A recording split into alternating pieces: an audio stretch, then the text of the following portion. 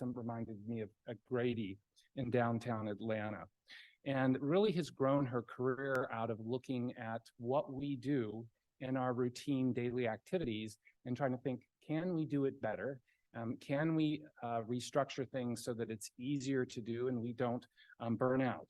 She's been very active in the Hospital Medicine Reengineering Network, which is the largest group of hospitalists doing multi-center studies in the United States. I think they've now had 3 R awards from ARC as they're growing. She herself has received an ARC award to do a randomized controlled trial to study discharge before noon in the hospital, which I'm sure most people have heard about if you're a hospitalist, because the hospital administrators always tell you you should be discharging everybody before noon.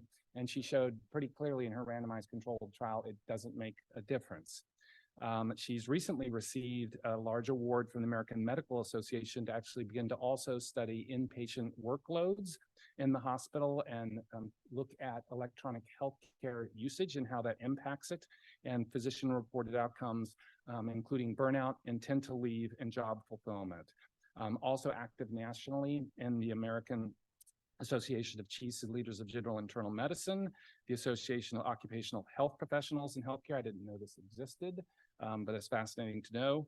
Has submitted grants to the National Institute of Occupational Health, or NIOSH, and is also active in the Society of Hospital Medicine. She's a senior fellow and is executive co-chair and co-founder for the Diversity, Equity, and Inclusion Special Interest Group. So I'm really looking forward to learning from her today. Thanks, Marisha.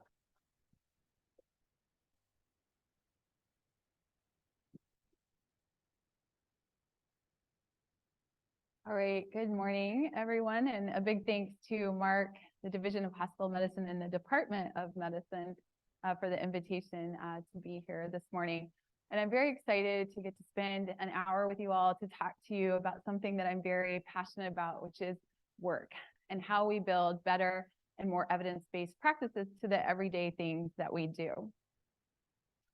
I'll skip me. Just a few disclosures.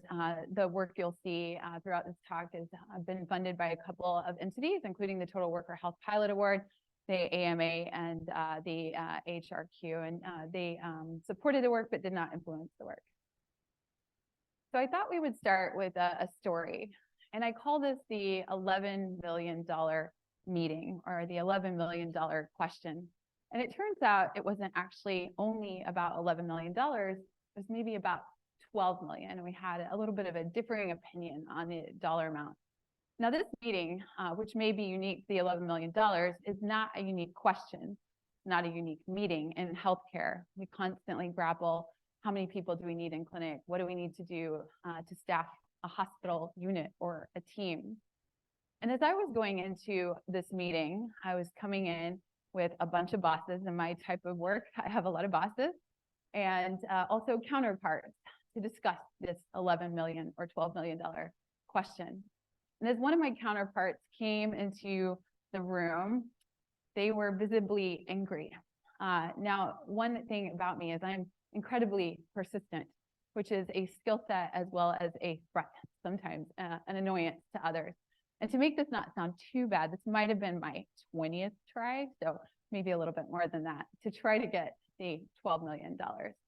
And as my counterpart came into this meeting, you could maybe see steam coming from their ears. And I was thinking, gosh, that must have been a really bad meeting that they just came from. But little did I know that energy was about to be pounced on me. And as we discussed and chatted, I'll spare you the details of the exact things that transpired in that meeting. But it went something like this. Your work is easy. Your turnover rates are too low. Low, not high. I was getting in trouble for too low of turnover rates. And you, me, I had failed. The meeting went on, and there was like fist pounding, $11 million, $11 million, $11 million. I'll never forget that number. And as I walked out of that room, defeated morally, I had never had an experience like that. Things that were said to me, I really started to question about myself and about how we build our staffing models. And the meeting was so bad, the next day, my bosses gathered a meeting with me just to convince me not to quit. Because even though they were 20, 30 years my senior, I think they also experienced the worst meeting of their life. But this question is pervasive in healthcare, and maybe it's not $11 million, maybe it's a different dollar amount. But you hear it and you see it throughout your career, no matter what organization you're at. It eventually would drive me to get an MBA, and months and years after I got myself up off the floor after that meeting, which clearly still influences me today, it has taken me to this point, to be able to say that we have to reimagine how we think about our staffing models so that we drive better outcomes. Because in reality, the way we think about budgets, and I'm grateful to my MBA and many years of leadership for thinking about how we craft budgets, we're probably getting it all wrong. And it goes something like this, and I'll just use a hospitalist budget as an example. You have a single spreadsheet, and maybe you have like 7 tabs following it to inform that main spreadsheet.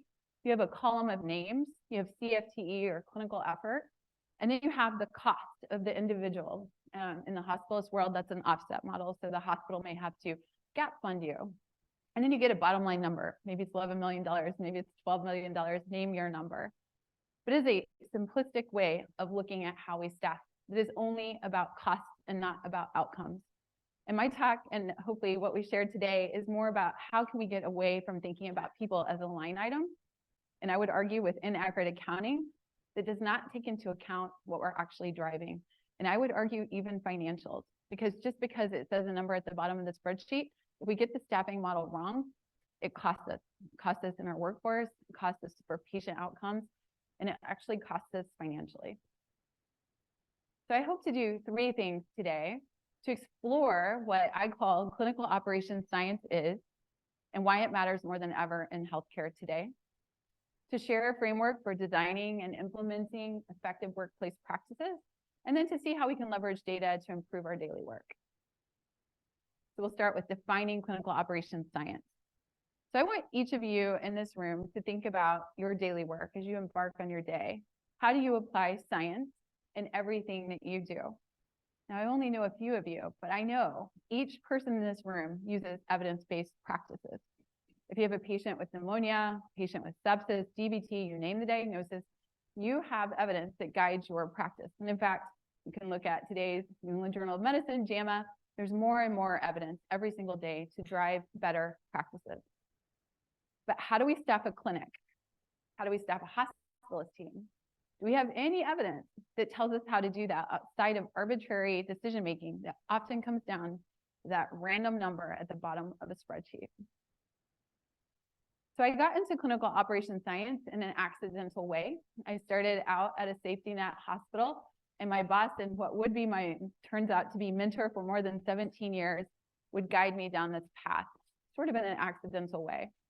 And my mentor and boss, who's head of medicine at Denver Health, expected us as hospitals, we were building an academic program, to be academic. And one of those requirements is that we would meet with him every single month to come up with a project. I didn't exactly imagine myself to be a researcher or a scholar. I really enjoyed doing patient care and educating. And I was so scared of this man, who is a wonderful man, but a very impressive individual. If you think about the New England Journal of Medicine, COPD is a throw trial, it was he's first author.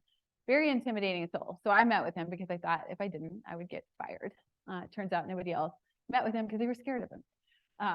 But he helped me really build my career in this field. And so the first project that I finally got past him after several years of getting multiple projects knocked down was this fun little study around the bare below the elbows policy in the United Kingdom. And an entire country decided to deploy a policy, and it made a lot of news on the internet, without evidence to suggest that they should. So they started banning white coats that went below the elbows, no jewelry, and there was a lot of outcry. And so I thought this would be a fun study, whether positive or negative, to understand at the end of an 8-hour workday, is the bacterial contamination different in a scrub that was newly washed and we tested, no bacteria, compared to a white coat, which is honestly typically kind of dirty, turns out, people not washing them every few weeks.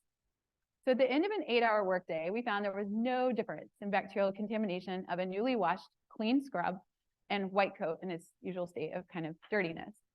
So then we started to ask the question, well, how often do you have to change your white coat then to maybe, or newly washed uniform to hopefully reduce bacterial contamination? And if you're going to do that, you would have to change your clothes, your uniform, every few hours.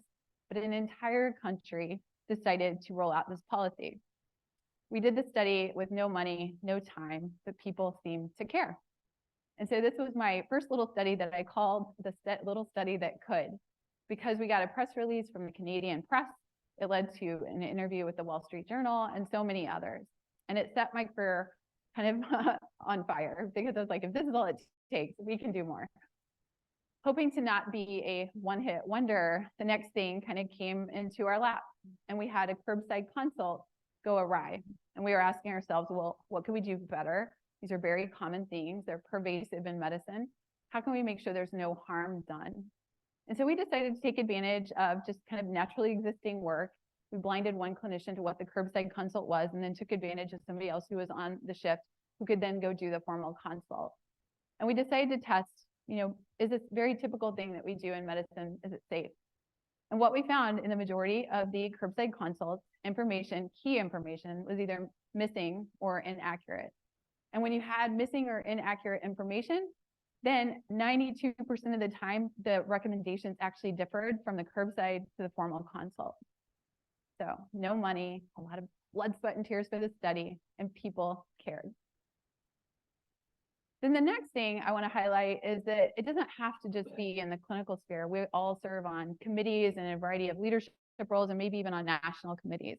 And the thing I started noticing when I would go to local, regional, and national conferences back in the day is that there were no women who were speaking, very little. And it got to the point that I just started doing my own little self-assessment. Every conference I went, I was like, where are the women? And I wanted to make sure I wasn't biased or seeing something that others weren't. And then we just decided, well, let's do a study. Let's look at 2 national entities and understand what plays out at a national meeting. We also decided to look at leadership and authorship. And sadly, we saw disparities pervasively in all those categories. But then a fun thing happened, and a national organization decided to implement an open call practice. So open call to come and speak. Does a practice like that then drive better outcomes?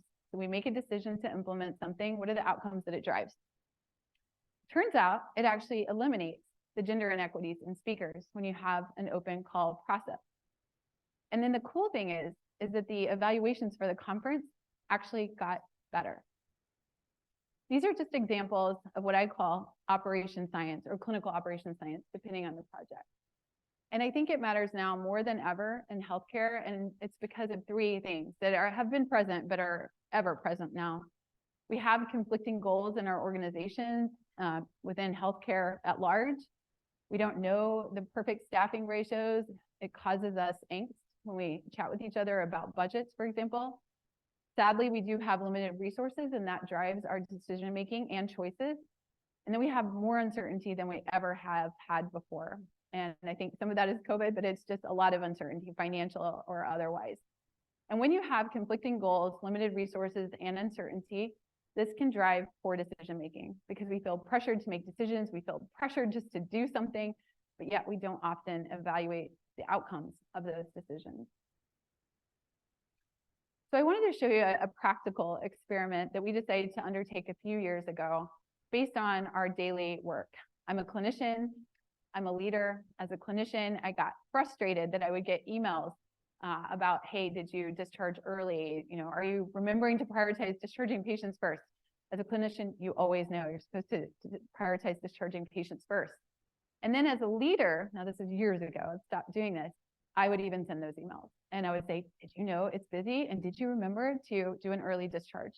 All in the name of trying to improve throughput. But we're so desperate to try to improve this, we just throw the kitchen sink at it.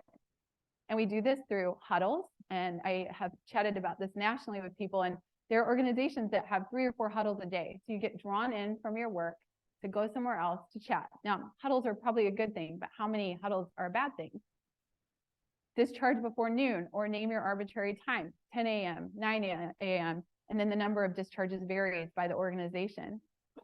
Geography is sometimes a tactic, and then workload. We don't like to talk about workload because everybody assumes that if you reduce it, that there is some kind of financial consequence.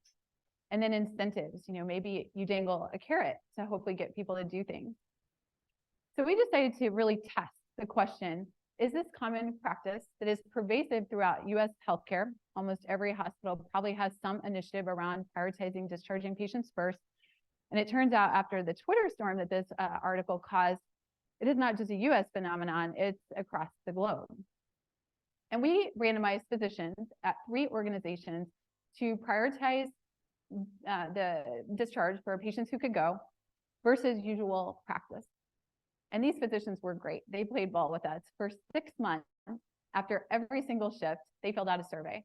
And we had over a 90, I think it was 92, 93% response rate.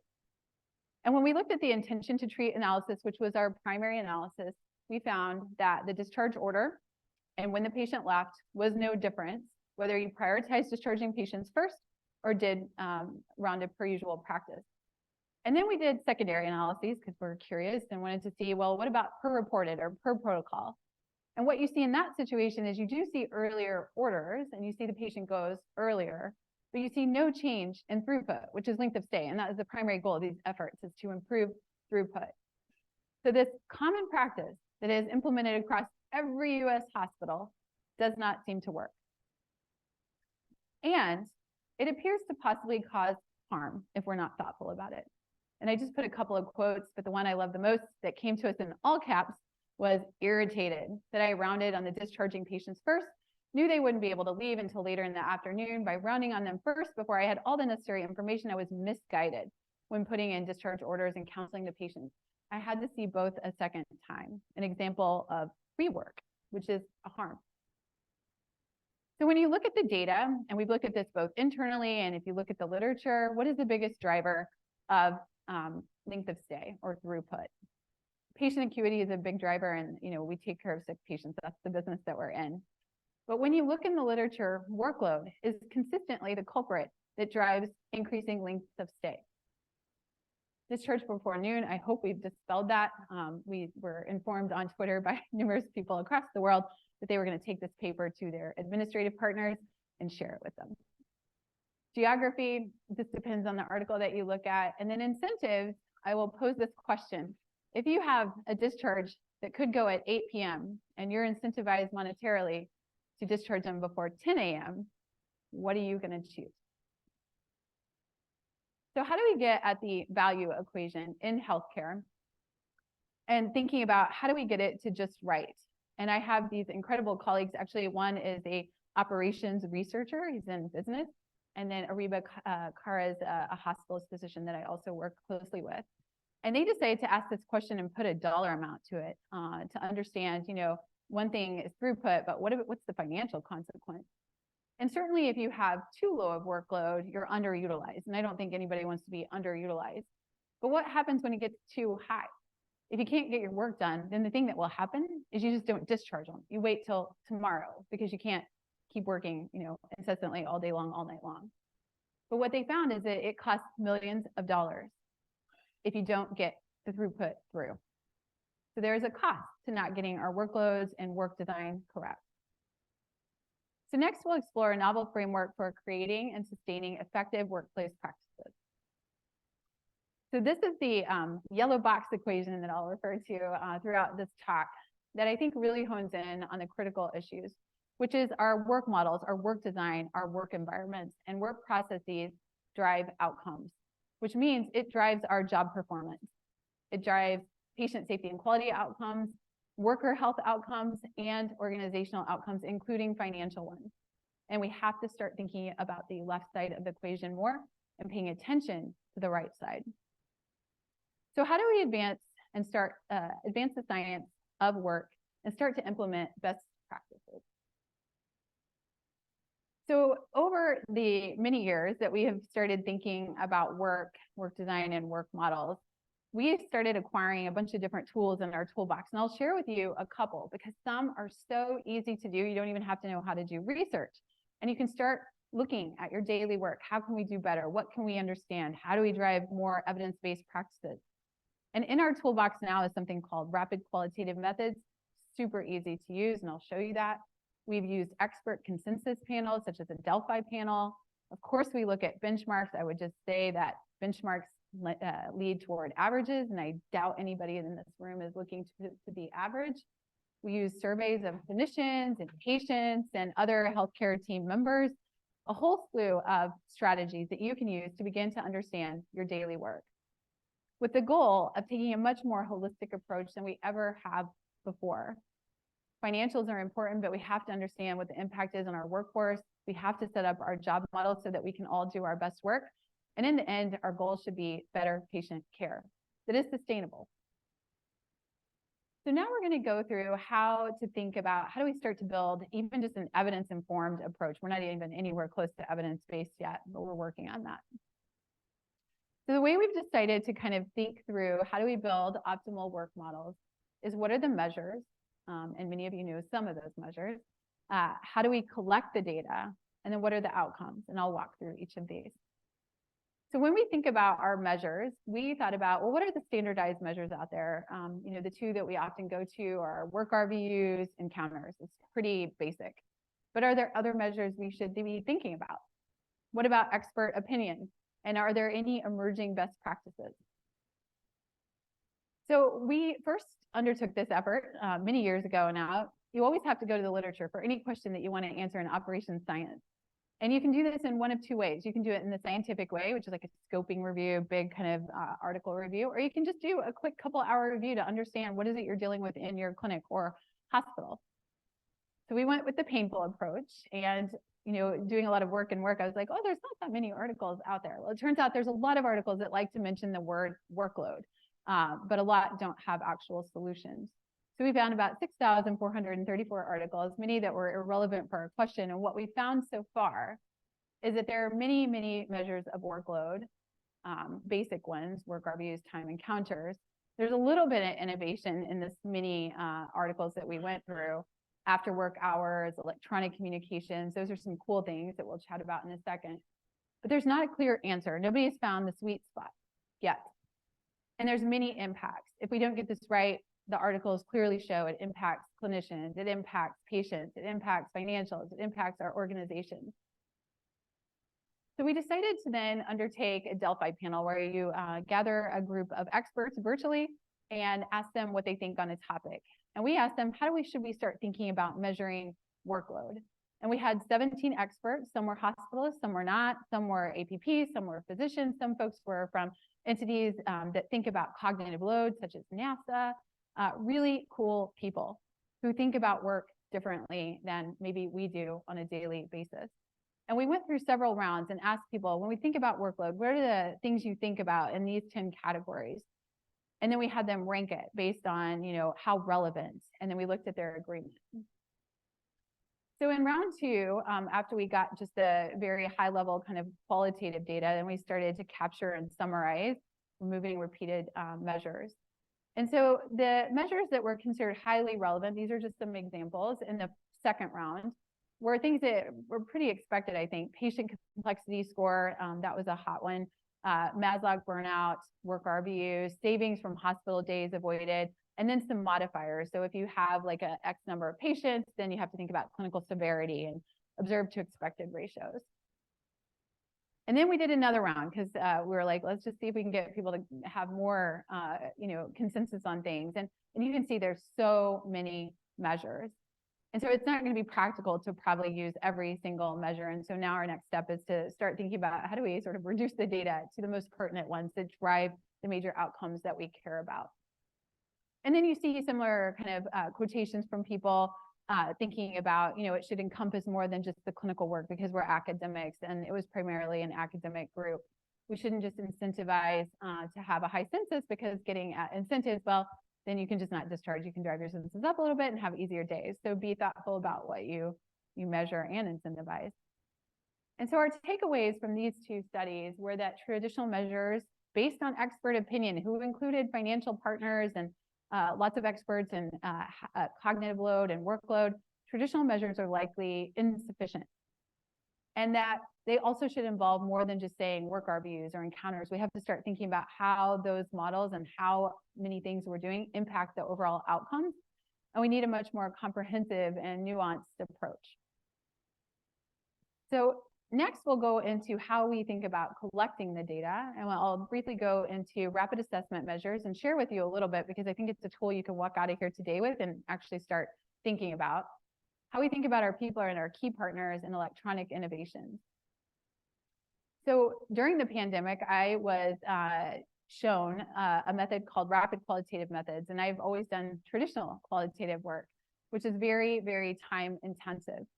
But there are robust-ish methods. They're robust, just different than your traditional measures, ways of doing qualitative work, where you can quickly get people's opinions on work models or name your topic, and then very rapidly analyze it. And we developed this framework to help people, and you can find the paper if you're interested.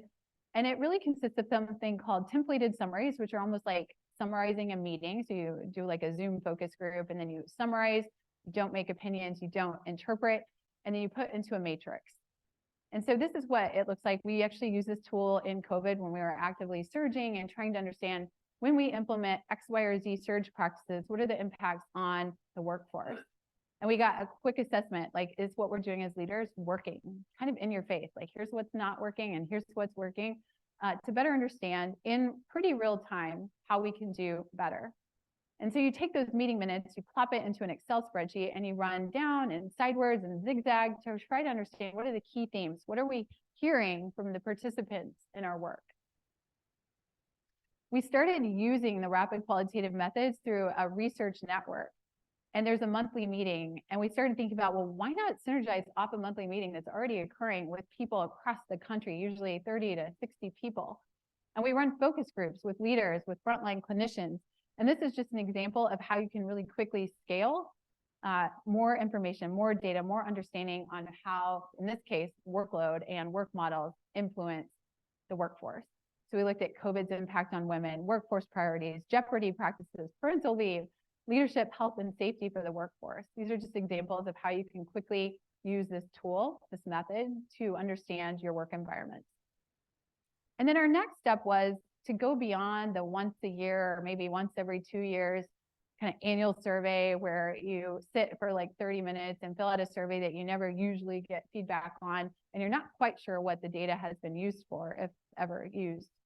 And so we decided to think about, how can we get a pulse check on clinicians without asking them to do too much additional work, make it easy, and understand how the day is going. Or if you're implementing something new, how's the new implementation going?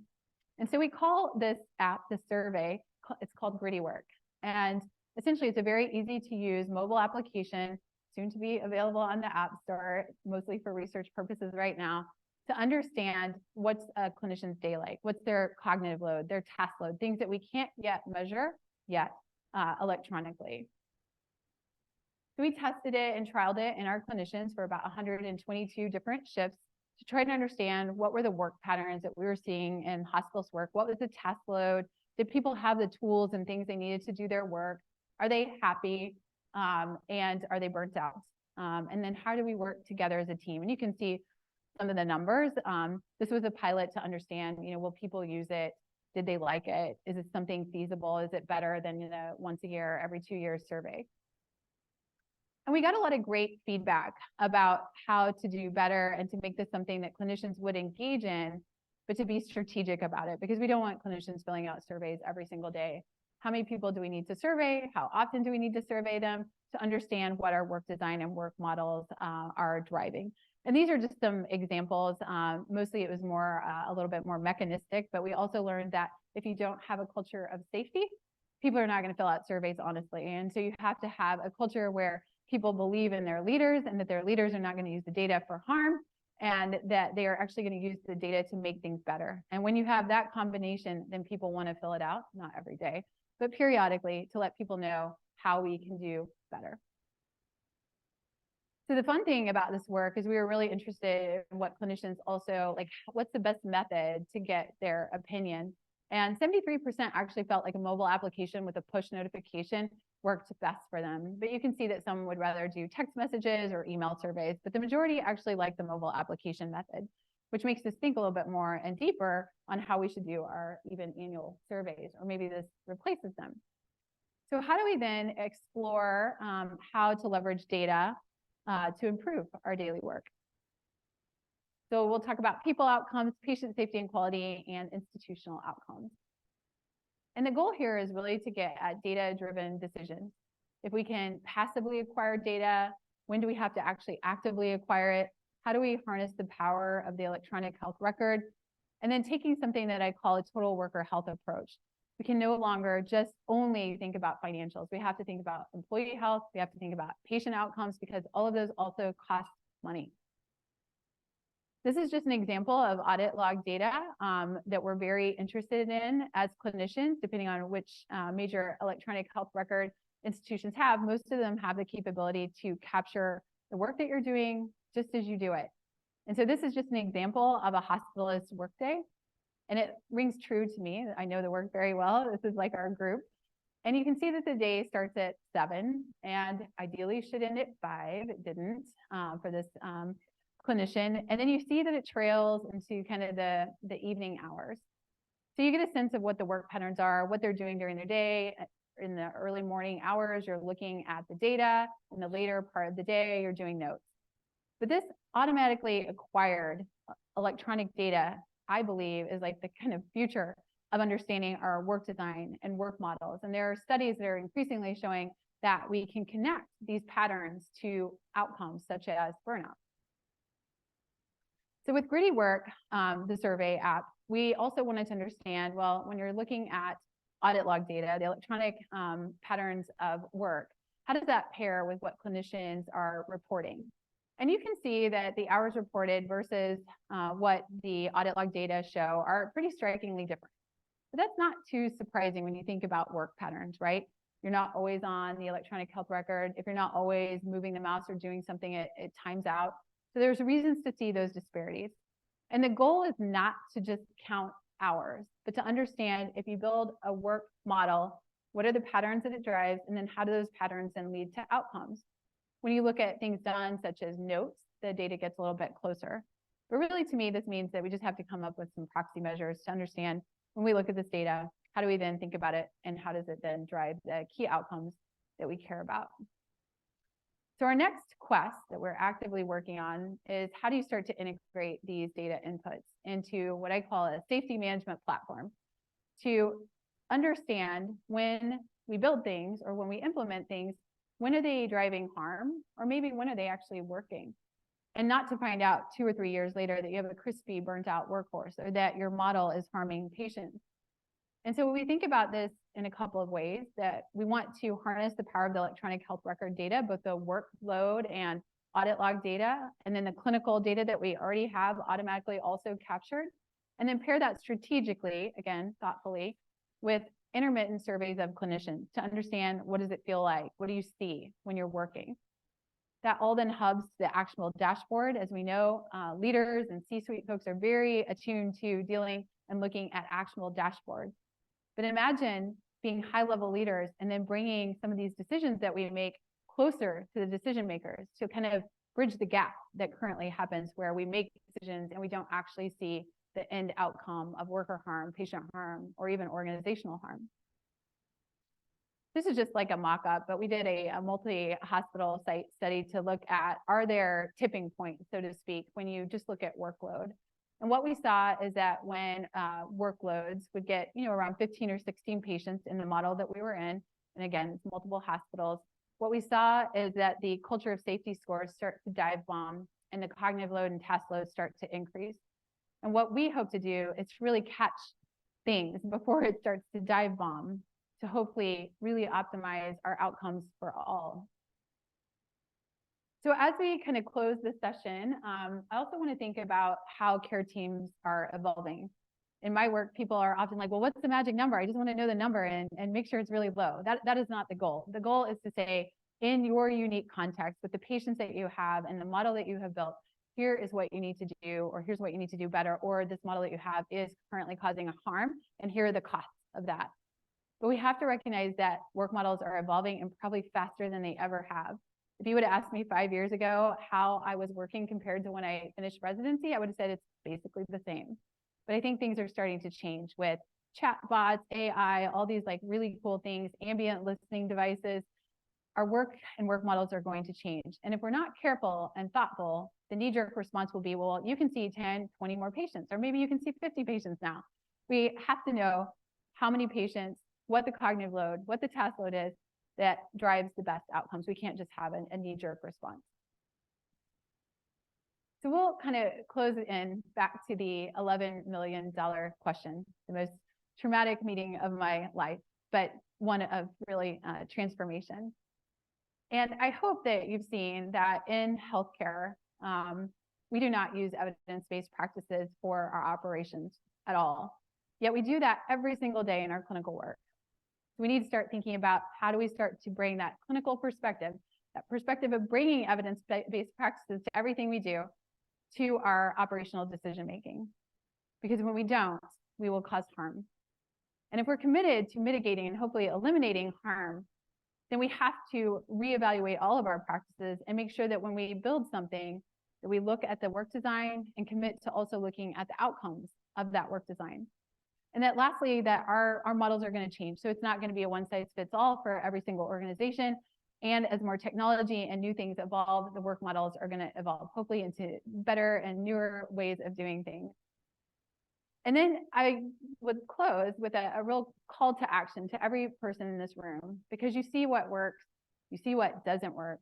There are simple tools that we can all use. You do not have to do major research fellowships to understand that we can improve our systems. There's very easy tools to implement to understand how our work models are driving things. And you will find yourself in maybe $11 million meetings, and maybe it's not $11 million, but conversations that are pretty rough. And I always center myself around a movie that me and my children watch together whenever we get into these tough meetings, because the work is so important. And it goes something like this, which is tranquil as a forest, but on fire within. Thank you.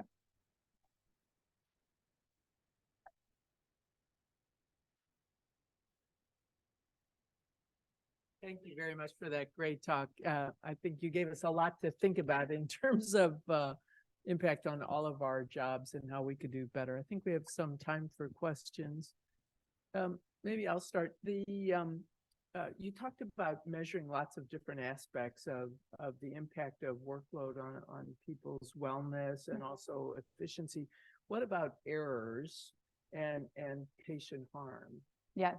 Well, I think we have to look at all of those things. And I think in the error world in particular, harms that reach patients, it's very hard. And I'm part of actually 2 HRQ studies, and I think I see Thomas up there, where there's really innovative practices to look at how do we electronically actually know when a cognitive error happens. And there is something called retract and reorder. And so when those things happen, you can electronically pull that. And Thomas is actually leading efforts to understand how workloads impact that. And so I think that's a key question. And I actually think when you're thinking about bringing this data to a meeting, such as the $11 million meeting, showing that work models are driving harms like that are very powerful, but they're hard to electronically capture. On a different study I've been on, it takes like intense chart review to find patient errors. So I think it's an area of like future exploration, but it's a hard one, but it's important. Dominic?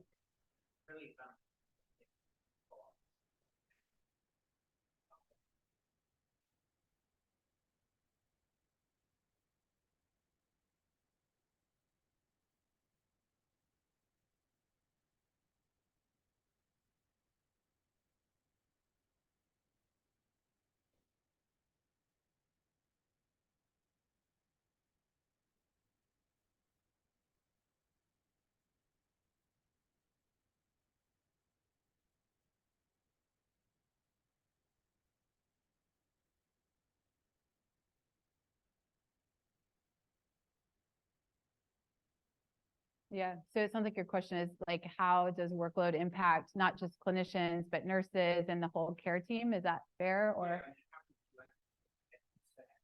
yeah. Yeah. Right. Yeah, they're a factor. And then as we know, I don't know what your data is here, but at most organizations, there's like a discharge order and a 3-hour lag.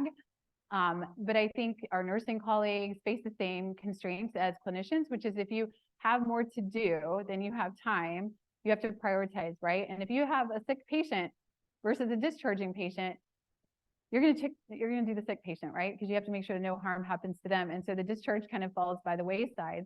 But even in the nursing literature, workloads, all those things drive throughput. And the higher the workload, the more things you have to do, the longer the length of stay and the more impact on throughput. And then I think it also shows, and Linda Aiken, actually in the nursing world, is an incredible researcher on workload and failure to recognize a decompensating patient. I mean, there's just so many cascading effects when we don't have enough time to do the work. At the same time, you also have to balance the financial equation to all of this. So how do you help people to do their best work, not push people to the brink of like the tipping point, right? And how do you bring in mechanisms to help facilitate? And so one of the things I'm really excited about are these ambient listening devices where maybe it helps in our documentation to make, for example, an H&P, instead of taking an hour, maybe we can do 30 minutes and almost all of it is at the bedside. And then I also think about clinical decision-making support and, you know, hey, did you think about X, Y, or Z? I think our world is about to change, and I think that's very exciting. And I think we also have to be very careful because I think the financial models of bringing in these technologies, you have to find the cost savings somewhere to support them. And my worry is that we're not getting more time with our patients. We're just going to do more. So in your $11 million painful meeting, I'm sorry that happened to you. You talked about being accused of having too low of turnover, which is shocking. So is there an ideal turnover that helps you assess, you know, workload, job satisfaction? Yeah. Because there's clearly a downside to turnover and a cost to turnover. So yeah, what do you think is? I'm not sure there's a right answer. We do have a NIOSH grant that we actually submitted that I'm hopefully will get funded someday to actually ask that very question, which is what is the cost of turnover? And then I look at turnover in two different lights, like turnover from, you know, bad work conditions, not getting job opportunities, you know, building on your career. And then the turnover that I think I saw a lot of in the pandemic is people moving closer to family. Like you're not going to fix that type of turnover. But I hope that the turnover we have is mostly those kind of things and less the, I hate my job. I don't feel like I can actually be a good clinician or whatever it is your job is. So I don't know that we have like a right number yet. Thank you. Any other questions? Thank you so much. Yeah, thank you.